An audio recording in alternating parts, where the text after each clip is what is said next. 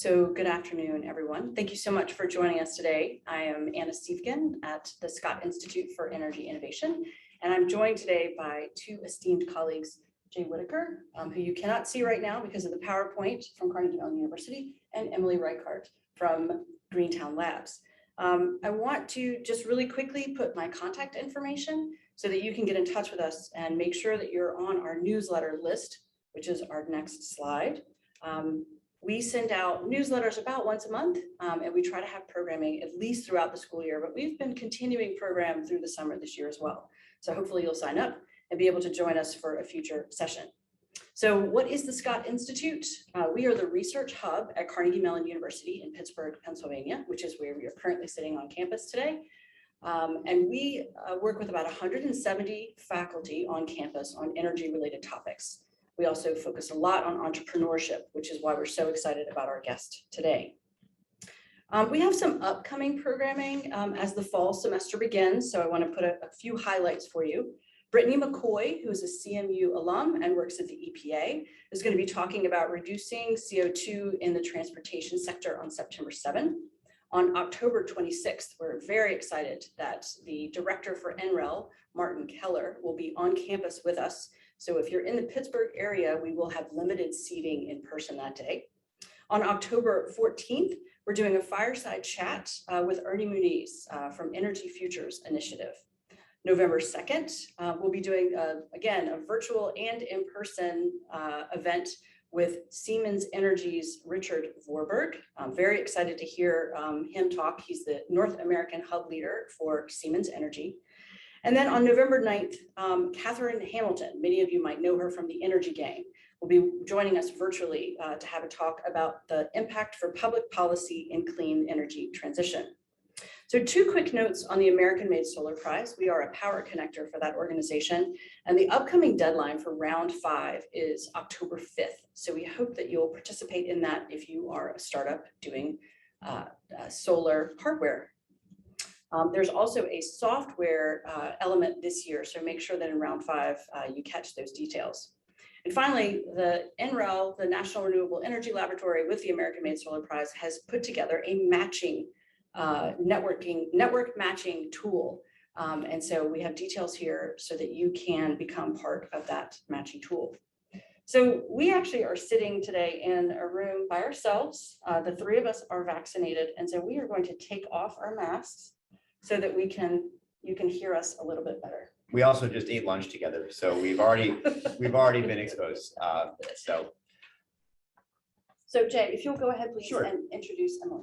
Hi, welcome. Thank you so much for tuning in. I'm the director of the Scott Institute for Energy Innovation here at Carnegie Mellon, and it's a great pleasure to introduce these 2 fine people who are going to be sort of chatting about very important topics surrounding innovation and energy here in Pittsburgh and also in Boston.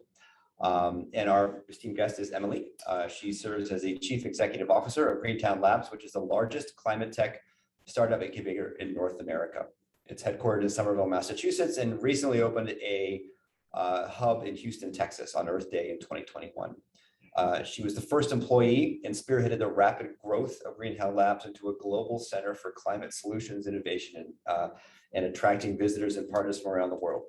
She's been appointed to leadership positions on innovation, economic development, entrepreneurship, and clean technology commercialization at the city, state, and federal levels, including the Massachusetts Governor's Economic Development Planning Council. She was recently profiled in Forbes magazine as the woman who runs the fastest growing clean tech startup hub on the East Coast. And most recently, she was named one of Business Insider's 100 people transforming business in North America, which is no question true. I can speak from firsthand experience. Greentown Labs extraordinary. A number of my friends have worked there or have used their facilities and are now blossoming their companies across the country. And it's a real pleasure to have Emily here to discuss her perspective on all things climate tech, green tech, clean tech, energy tech startup. Thank you very much. Thank you so much for being here. So tell us about Greentown Labs, how it started, how you got involved. What's a little bit of the history, and then we want to talk a little bit about the mission. So can you sort of start there? I would be delighted to, Anna, and thank you so much for having me today. It's a lot of fun to be in Pittsburgh. I've had a wonderful tour of the campus and met many people just doing a little exploration of what is going on here in the climate tech realm. So Greentown Labs. So we are, as has been mentioned by Jay, the largest climate tech incubator in North America. But we didn't start that way. We were started by entrepreneurs who were graduating from local universities and needed a place to build prototypes. And it was really based on, at the very beginning, just a need like that, space, inexpensive space where you could bend metal, make noise, get dirty, because they were building climate tech companies and prototypes, and they needed to do that, and office space just wasn't going to cut it. So they started out in a warehouse in East Cambridge. That became another kind of basement in South Boston. That lasted about 2 years. And in the meantime, this community of entrepreneurs began to grow because they found that there was a lot of value in a group of entrepreneurs being together. They could do things quite easily, like share tools and equipment. They could also learn from each other how you could do a budget for the Department of Energy, how you could use QuickBooks software, and they would just share things. And that, not only the physical resources, but the kind of human capital, sharing interns, et cetera, was really the basis of who we are today. We're very much a community of entrepreneurs. And even through a pandemic, when we all became virtual, there were so many things that we found we could do just to keep the community motivated and working together by connecting them. So that's very much who we are, how we started. Now, Greentown, once it had those early days in these kind of rough spaces, when I came on board in 2013 as the first executive director and employee at Greentown Labs, they were facing a challenge, which was the area of real estate in South Boston that they had started in was now getting quite expensive, too expensive for startups to afford. In the meantime, this community was growing. So we found a nearby city, Somerville, Massachusetts, where we had a mayor who saw the vision, helped us move over, find a building. We did a construction contract. We moved a whole bunch of startups over in this like 6-month period, raised a bunch of money to custom build out a building. And all of that happened, by September of my first year, which was like February to September. That all had to happen. And then every 15 months or so since then, we have filled another building. Every 15 months. Yeah, it's about at that rate. I'd say every 18 months we have doubled in size. Every 15 months we can fill a new building. So, I think what that speaks to is, one, the power of a community of entrepreneurs. Entrepreneurship is a lonely road, but all these years until very recently, climate tech and doing things that really had this mission orientation in addition to the profit motive around solving big climate challenges was hard to fund. And so it was a long, hard journey. It still is, but it's gotten a little easier to fund, and I can talk more about that. But this community has been the basis of the whole thing really since the beginning and has spurred all of our growth. So we are now 100,000 square feet in Boston, where we make up a 3-building campus. We just opened Houston, which is a 40,000 square foot building that has the 3 things that we really offer to our startups in terms of space, which is laboratory space, very important for climate tech companies, office space where they can kind of run back and forth between lab and office and iterate on prototypes and iterate on meeting with investors and other things that they need to do in that office space. And then finally, event space. And that's, again, about convening a community, which is incredibly important thing to do, not only around entrepreneurs, but around the broader set of needs that they have, stakeholders that need to be engaged in the process of building a climate tech company. So you and I know what climate tech is, and we've been talking about that, but can you sort of define it? How do you define climate tech? Because you've created this community, but it's not just about clean tech, and it's not just about energy, it's not just about buildings. What are all of the components of climate tech? Yeah, I'd be happy to talk about climate tech. And this word has come into use, I'd say, really as we had that big IPCC report from the UN come out in 2018. And I think it focused all of us and our attention on, we've got like 10 to 12 years to really address something here. And so for us too, this really changed our focus among a group of entrepreneurs who were kind of broadly defined clean tech to a square focused on climate. So every company that works with us is addressing climate tech related challenges or creating climate tech to address climate challenges. So what does that mean? Climate tech to us is two things. One, it's about mitigation of greenhouse gas emissions.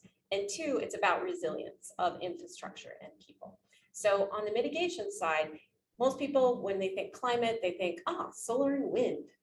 That's a starting point. And that's how we would say these are technologies that fit into the electricity sector. But also grid-related technology. So how do you make the grid more efficient? Batteries, energy storage, which help with the intermittency of solar and wind. And a lot of other technologies fit into the broader electricity sector. Then you have as well buildings. So we need our buildings to be more efficient. That's everything from materials, the insulation that goes into the buildings, all the way to the systems that run the buildings. So all of that needs to be dealt with in order to reduce emissions from buildings, which typically are, at least in cities, like 30 to 40% of carbon emissions. So that's really huge. Transportation, that's another big area. And there we have everything from the last mile, how do you get there without driving a car, all the way to apps, for your, finding that bus, which I understand Pittsburgh has a great one that I saw on a phone here that Anna showed me, all the way to autonomous vehicles and vehicles that are electric charging stations and vehicles.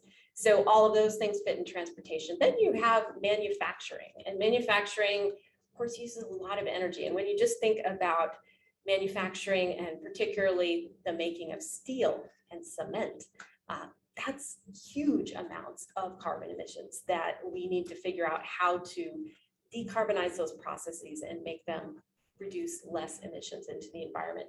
And finally, agriculture is another big source of emissions. So we have companies working on making agriculture more efficient through a variety of different sensing technologies, trying to make sure that the food we get is locally grown, which can also reduce the transportation emissions.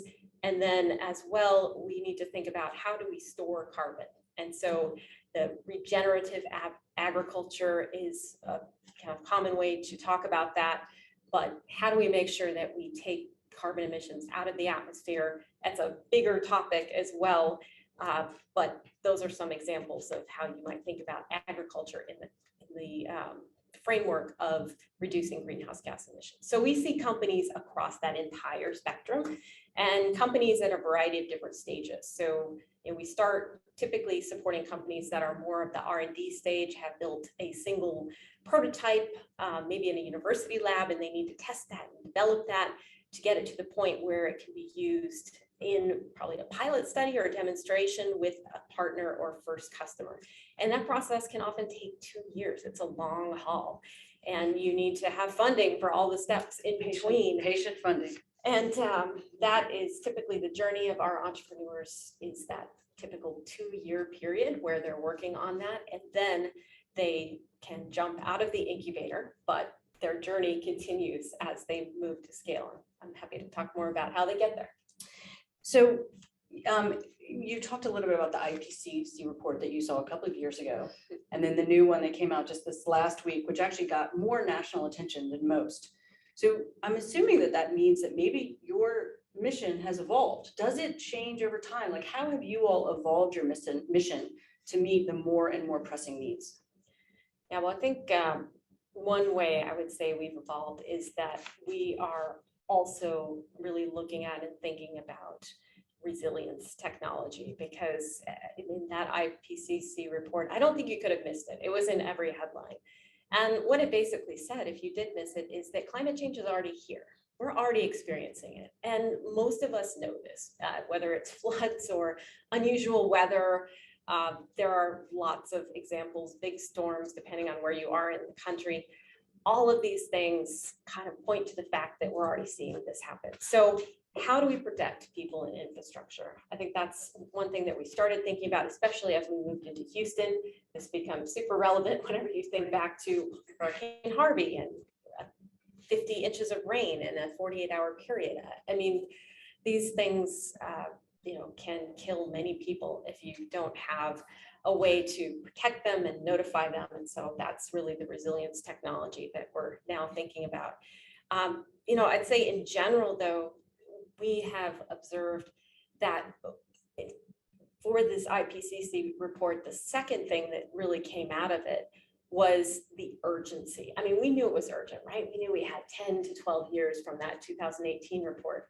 But when you look at the 2021, it's like now, we need to do this now. This is no longer an option not to, so we just need to get it done. So we are increasingly thinking about not only how we help companies that are building the technology needed for the future, but also helping to commercialize and or just really deploy technology that already exists more rapidly through innovating around business models. And we're seeing a lot of companies in our Houston context that are actually doing that. And then we're also thinking a lot about the people that need to be involved in the climate movement, I'll call it. We have the opportunity here, I think, for everyone, if you're coming out of college today, you could be working in climate your entire career.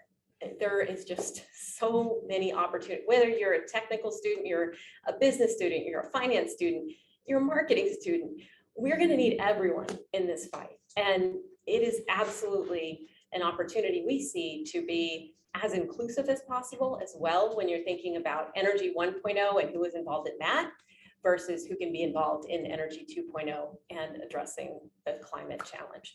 So we're thinking a lot about the people, the talent. How do we get as much talent into this field as possible? And if you're looking for a climate tech job, please do check out our website. We have a lot of them listed with many companies. So this is something that's very real. Obviously, the economy is such that there are many open job postings. But when you think about a career, think about how many different things you're going to be able to do over your lifetime related to climate. This is a challenge that is not going away.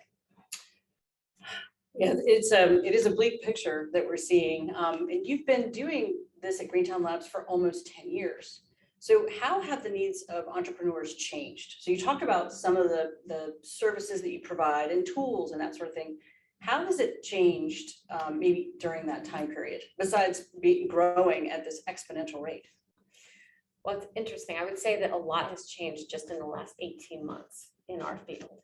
And it's really started in 2020 during the pandemic. Greentown Labs is actually funded by a combination of sources. We have our startups actually providing membership fees as part of their residence in Greentown Labs, and that's about 65% of our revenue. And then 35% of our revenue is corporate partners who are basically the partners of the startups to help the technology get to scale. And in a time of a pandemic, especially early in the pandemic last year, we would have assumed that many of these large companies would be backing off climate environment and stepping back and say, okay, well, this is not something we really have to do. So let's, move our capital over here. And instead, what we saw is all of this doubling down, whether it was about commitments, whether it was about supporting us, and certainly whether it was about investing in innovation for what's to come. And so I think that is a general trend, not only in corporate America, but also in investment. We have seen so many investors enter the field in the last, I'd say, 12 months. I mean, we almost can't keep up. There's so much capital flowing into our field. That is a good thing, and it is a welcome change from where we have been really for the last 8, 9, 10 years, where there was a boom in funding back in 2006, 7, 8. That was kind of clean tech 1.0. Sadly, a lot of investors lost money in that. Never mind, if they were really making smart investments, we won't go there. Silicon Valley is not infallible. But the point is that there is more money in the field than ever before. So I'd say that what the big change is, now that we've got the funding, how do we get the talent that we need into the field? I think that is going to be increasingly our challenge. And we see it, as I've just mentioned, with our entrepreneurs, our startups trying to find the talent that they need. But just in general, we are going to need to transition a whole bunch of people as well who are in the current energy industries, traditional energy, oil and gas. Again, in the Houston context, we think about, how can we reutilize a lot of the skills that are, present, the engineering skills, the business skills, the finance skills. How do you reutilize that for climate tech and the energy transition and what comes next? So I'd say the challenge has become talent and bringing people into the field versus just funding the technology.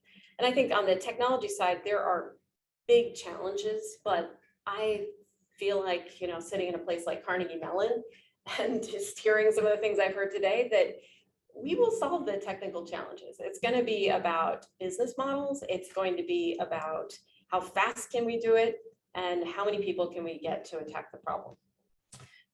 So I appreciate your comment about talent, because obviously, we're in the business of educating students and bringing as many students of all kinds into that ecosystem. So I want to talk a little bit about what it means to have a healthy ecosystem at the city level, at a regional level. I mean, so what are some of the things that you think are needed to build a healthy ecosystem in a city of any kind? It could be based on cities where you've, Boston or Houston, where you're currently working. But we really, in addressing climate, what does that healthy ecosystem look like? What are some of the component parts? Yeah, well, I think the one thing that I'd say right off the bat is, when you think about what we do in particular, which is support at a fundamental core, support startups who are building climate tech companies, you really need a source of those companies. And oftentimes that is a university that has a lot of engineering talent. Not to say that only engineers can do this, but that tends to be an important source of talent. And then that's the piece that probably creates the new ideas, creates the early kernels of companies that then need to be grown and accelerated. Besides the universities, you have a lot of different pieces of a healthy ecosystem. So in the climate world, you probably have a reason that people want to stay in that area. It can be supportive government policy. It can be economic. It can be just a reason to have talent kind of really stick around and want to solve the problems. And so, like in our Massachusetts context, Massachusetts tends to have nation-leading policies around climate and environment. And so that creates the structure for there to be a lot of companies being built that then address those markets that are being set up by that government leadership. The other things that are important tend to be investors. So you want to have investors in a certain amount of early stage capital. I will say that I think is getting less important, that it's particularly localized, because we have things like the internet and Zoom and now, and we're increasingly trying to help investors from all over the country find their way into climate tech startups. And we don't really care where the money's coming from. And increasingly, the investors don't care where the money's going to in terms of physical location. So I think it's important, but it's more important from a perspective of having people around that can help the startups understand how to raise money. I think that is really the important role for investors to be able to play. You also need corporations. So corporations, because these are startups in the climate tech world, are usually going to be, building a company that is not going direct to a consumer. You're not going to just upload an app and suddenly you have customers. This is a company that is going to need to be sold, or the product is probably going to be sold to another big company that is then going to really see that larger climate benefit and distribute the technology accordingly. So this means that you need these large corporations that are engaged and are able to uptake innovation that can then, really grow and get out there and have the impact at scale. So that's another important part. And then, the final element is other organizations or a bunch of organizations that are all supporting startups. there's just really not, you can't just go in and be an incubator or an accelerator or support startups in isolation. You really need to have a healthy group of other organizations that are doing the same thing. And then you need collaboration across those organizations. And I'd say in the Boston context, we do that really, really well. Like we all work together. The leaders of these organizations, we call each other. If in the early days of the pandemic, we were like all on a Zoom call together, like, how are you handling this in your lab? How are you handling this in your lab? There's those strong relationships between the ecosystem. Participants in the ecosystem is really important. And that's important really across that entire, all those different stakeholders that I just mentioned. So all of them working together, it's like the network or the fabric that actually builds the tissue, the connective tissue that is really necessary for startups to be able to grow and be nurtured.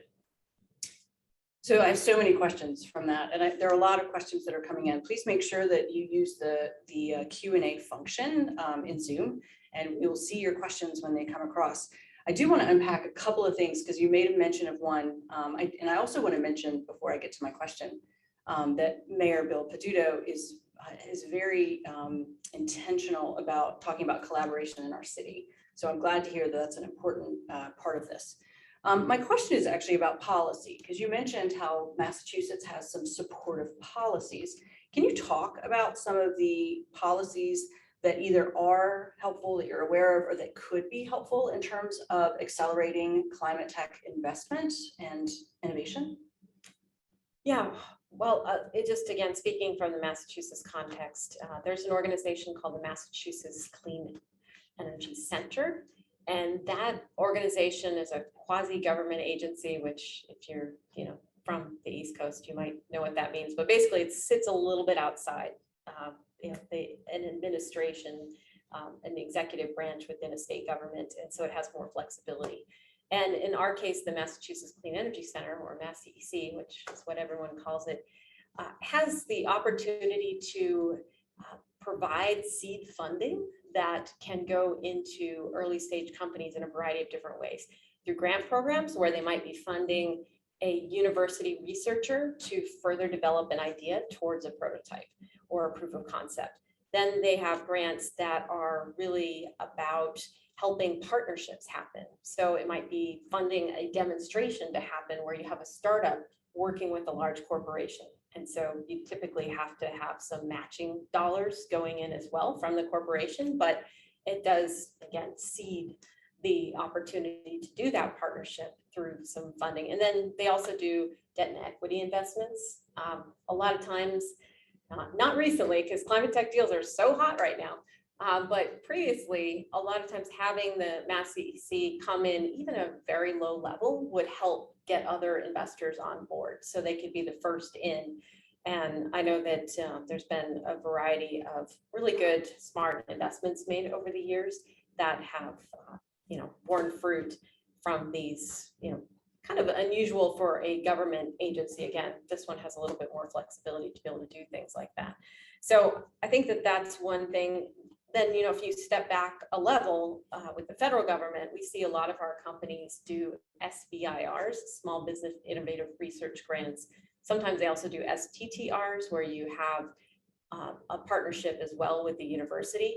And those are small amounts of non-dilutive capital that help a startup do a proof of concept or develop a prototype. And then they have the option, if they do that well, to have more money. So you might start out with $100,000 or a couple $100,000 and then be able to jump to $1 million or a couple million through an SBIR program. And so that could get a startup pretty far in demonstrating a technology without having to give up any part of their company, which is, of course, very attractive. So I'd say that grant programs are really important, but also important is just the framework where you're creating the environment for these products to succeed. So, as governments are ratcheting up, net zero building requirements, for example, is one that's kind of controversial in Massachusetts right now. That is important because it changes the way that we build things, right? From the ground up. So those things then tend to go down to, okay, well, who's providing the products for that? In a way, it's kind of market creation a lot of times that can stimulate new products that then are addressing the needs created by all of these targets that are increasingly being put out by cities and companies and other forms of government. So you've talked a lot about companies and the importance of companies. And I know that we have a lot of startups who have joined us today. So can you talk a little bit about when is the right time to engage with a company? And it's a little bit of a trick question because I know that there's multiple ways that you can address this. But give us some perspective from the work that you've been doing with these 180 or so companies that you've worked with on when is the right time to go to a company? And again, it's a trick question because as we know there's multiple ways to approach, but can you talk about some of those? Yeah, so let me back up and say, why do you need to do this? So I talked about how climate tech startups are often B2B. So they need a bigger company to work with them to kind of get the technology to scale, but why can't they do that alone? So the answer to that is really, if you're a company that is for a startup that's like 4 people or 10 people, how do you even get started whenever you're trying to work with a company that is 120,000 people? Like who's the entry point? Like how do you even get started? So what a Greentown Labs does is really try to figure out where in that larger company it makes sense for a startup to enter and get a foothold to then, share what the product might be, how it fits in the roadmap of the larger company. So we'll identify people like the venture capitalist, the tech scout, the innovation head, all the way up to C-level people that maybe oversee all of that as contact points that we can then make these introductions.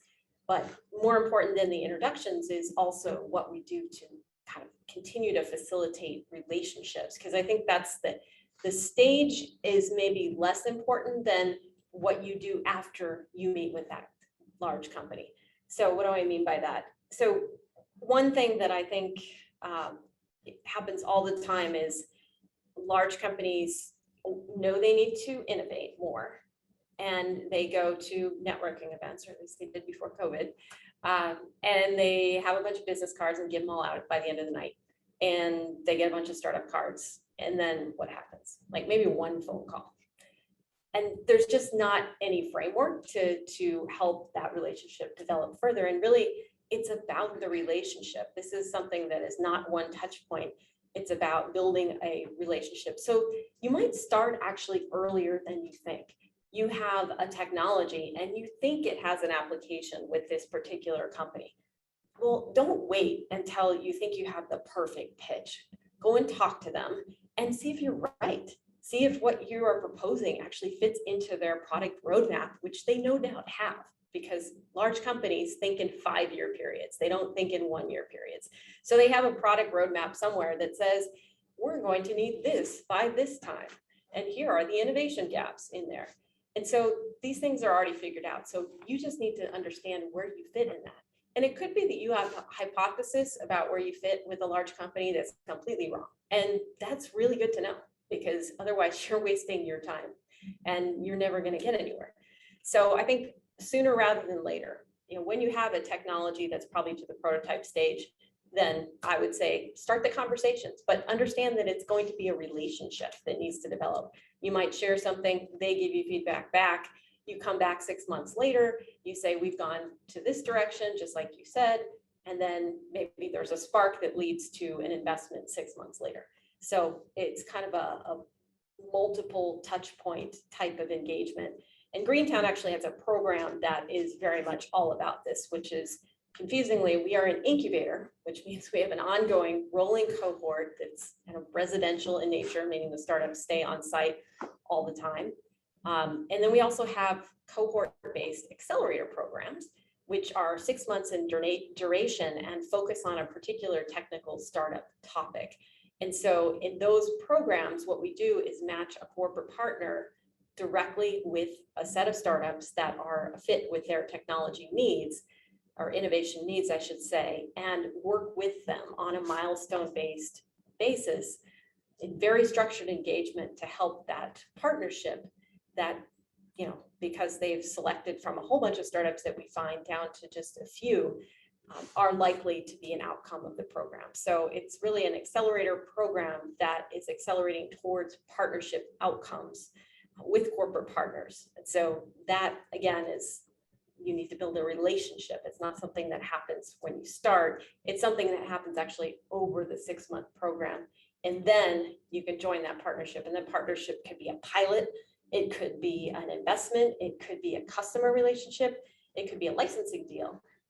Sometimes even a press release with a startup and a corporate can be like huge for the startup. So there's lots of different ways that startups and corporates can engage with one another to help the startup move forward.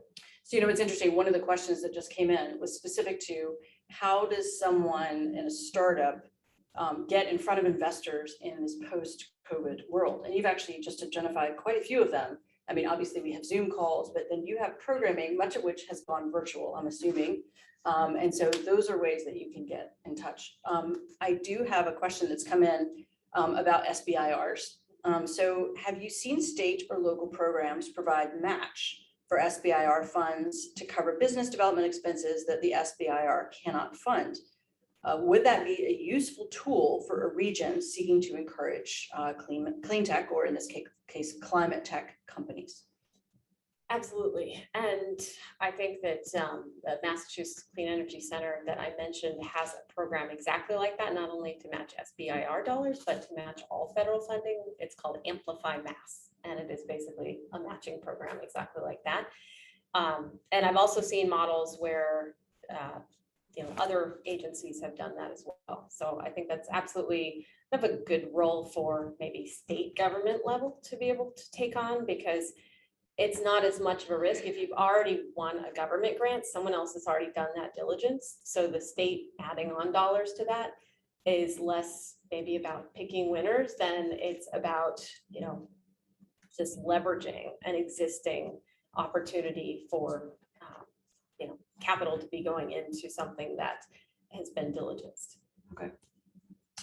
I have 2 questions that are related to things that you've already mentioned. You talked about decarbonizing industry and manufacturing, and you haven't really talked about privatizing, but there's this idea of privatizing like the approaches to climate change. We're trying to decarbonize, and I'll say middle America, because right now we're sort of East Coast. We're kind of, Pittsburgh is sort of, we're not Chicago. We're not exactly East Coast. We're in this sort of middle range. So what are the ways that we should be thinking about decarbonizing kind of in this middle America industrial sector? And should we be privatizing it per se? When you say privatizing, I think what you mean is having large corporations play a key role in that versus governments kind of mandating it. I believe so. I believe that's kind of where the question comes from. Yes. Okay.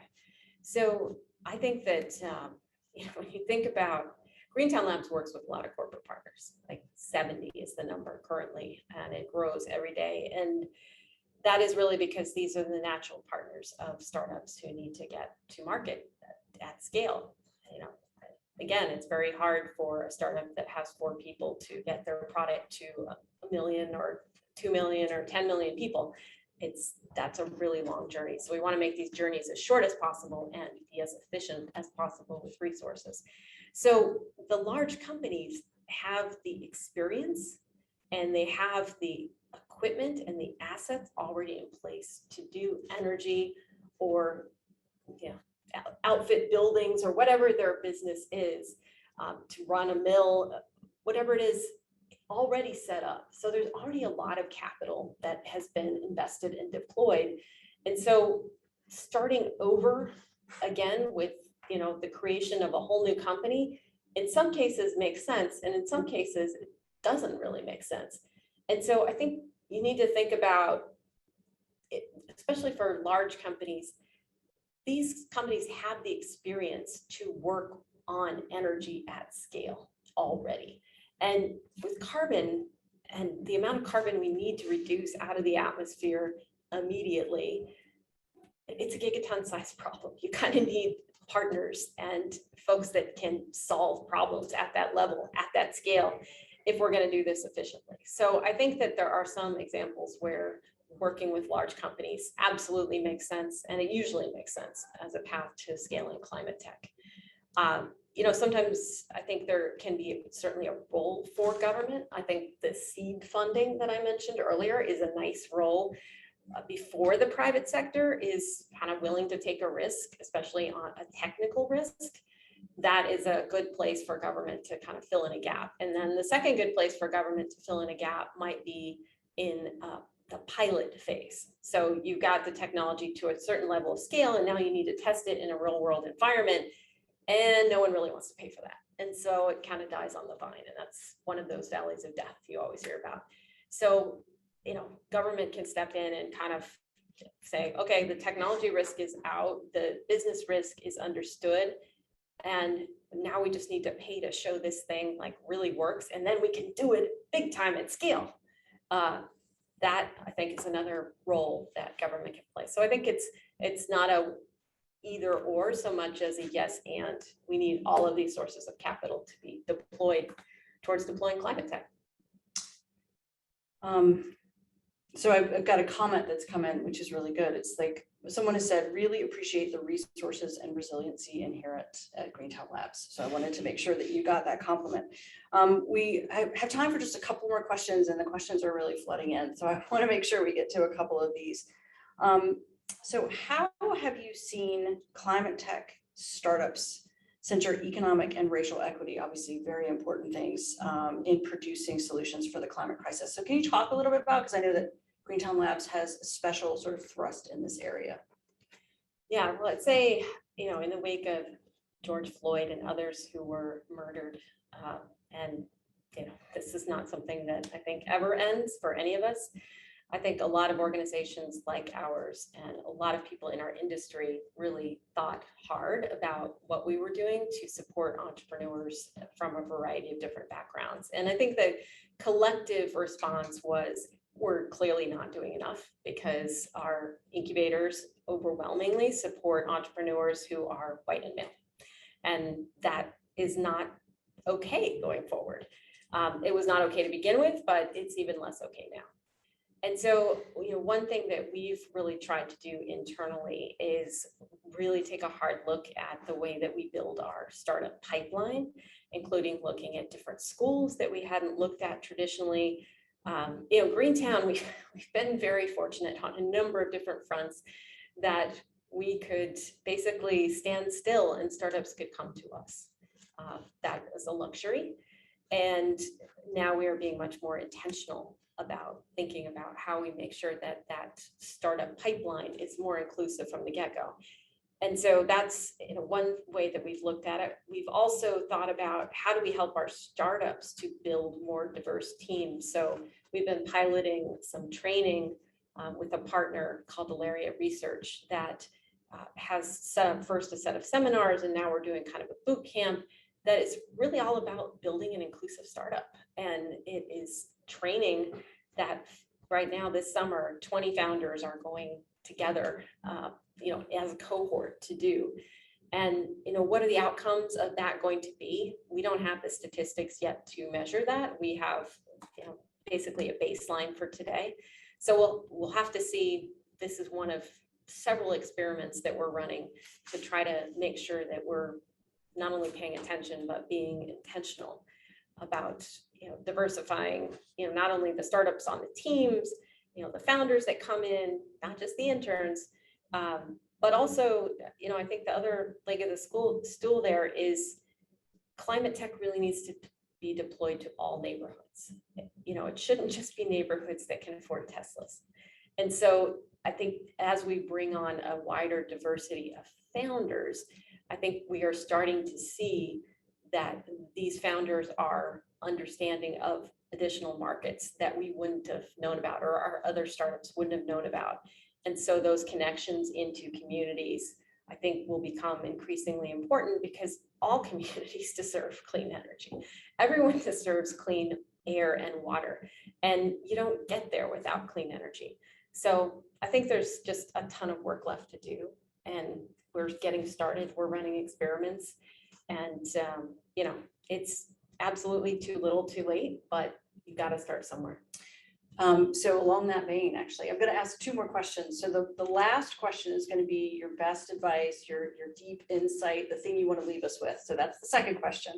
The first question is, so we have this new administration, newish administration, and there's been a kind of a large increase that could potentially help. So how do you feel about government funding versus sort of venture capitalists or other kind of funding behind startups? And then we'll get to that second question.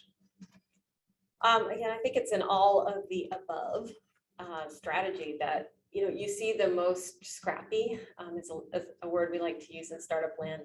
Startups really try to grab capital from anywhere they can get it from. I mean, there's certainly advantages to government funding. It's non-dilutive.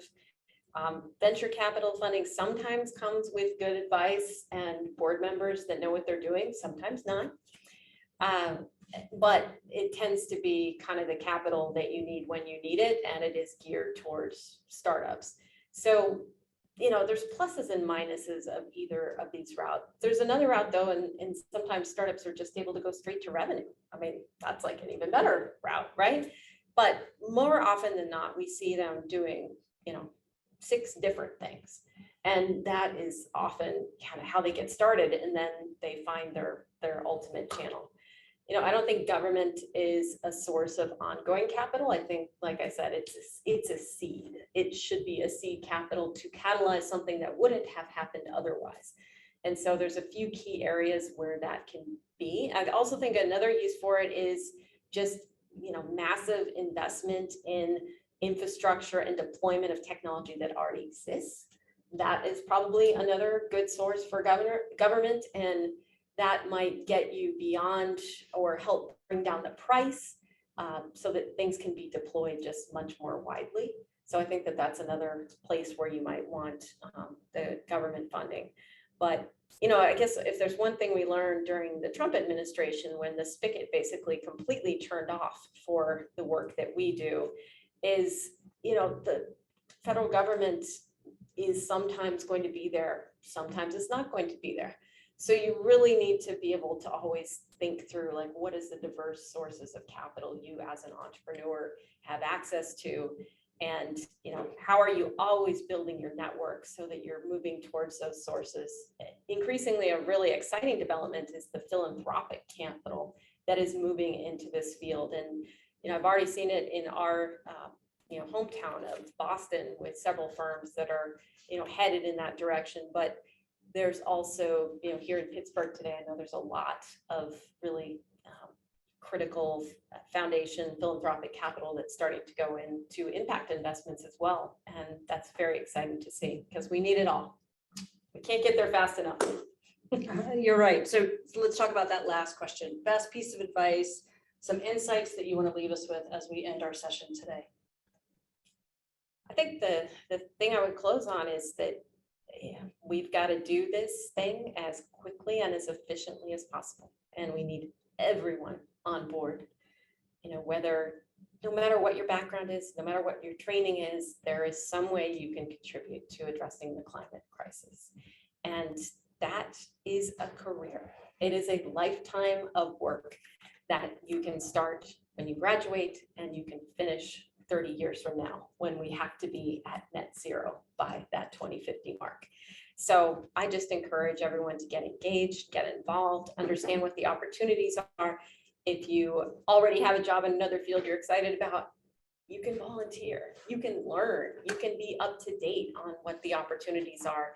You can share opportunities with friends. There's many, many ways to deploy your time and energy in climate and climate tech, and we welcome everyone.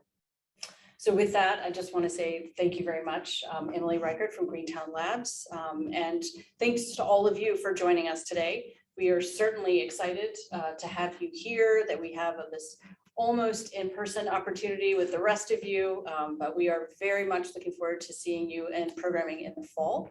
And thank you again.